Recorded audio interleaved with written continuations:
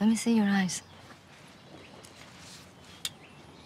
Is everything all right? Yes, Madrina. Why you ask?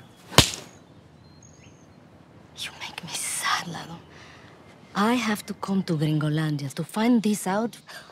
You thought I wasn't gonna notice $3 million and 7 of my men dead? Since when do you take decisions of your own? I made you. I did. I'm very sorry, Madrina. It was stupid of me not to tell you right away, you know.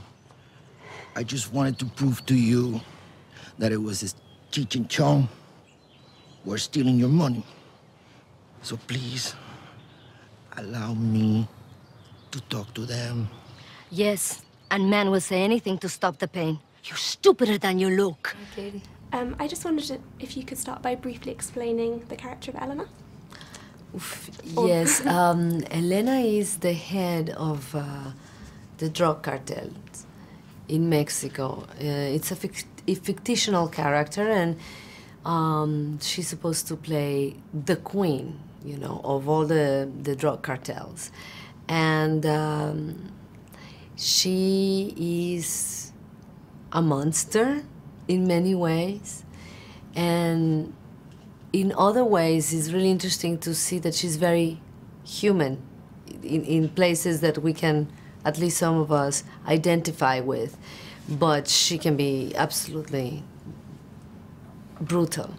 And was there anyone that inspired you, anything that helped you with playing this role? Yes, a lot, not one person, many different people, and it's not because they were mean people, but because they were women in power that gave me little characteristics, different characteristics that I stole from them for Elena. And there was one person in Mexico that I met in my research for Freedom. She was really powerful and feared by many, and she was lovely, actually, and she was in her 90s. And she always had these very big rings, real ones. And even if it was at 9 in the morning, she had them. And I said, why do you always wear them? Do you sleep with them? Do you always wear them? And she goes, yes, because to be reminded at all times, myself, of who I am and what I've been to the man who gave it to me. And also to remind the others. So I thought that was a great thing to use for Elena. And in the film, O is surprised that the leader is a woman.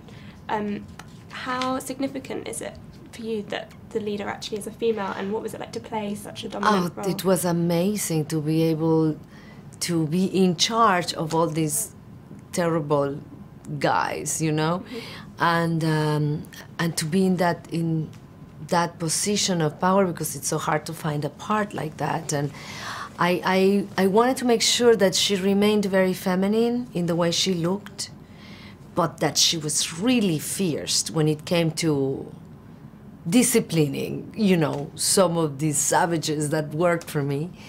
And the combination of her sophistication and elegance and femininity, and she's even very sexy, but at the same time, she can be vulgar in the way she talks, you know, and really hard. And so I wanted to play that hardness, but to celebrate also the fact that she was a woman. And talking about her appearance, I read you had quite a lot of control over her look.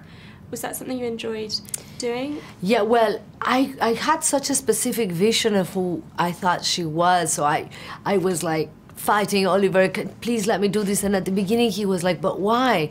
And he kept asking me questions about it.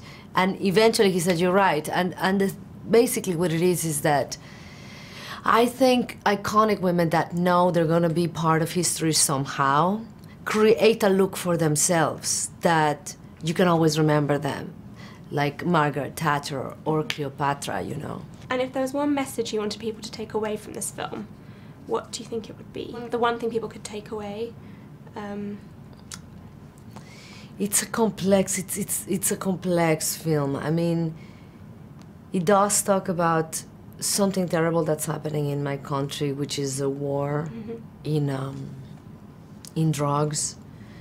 And I would just like to say to people that even though it is very violent within that world, that there's a lot of beautiful, wonderful things about Mexico too. And that it's a magical place with lovely, lovely people that are really, really suffering right now.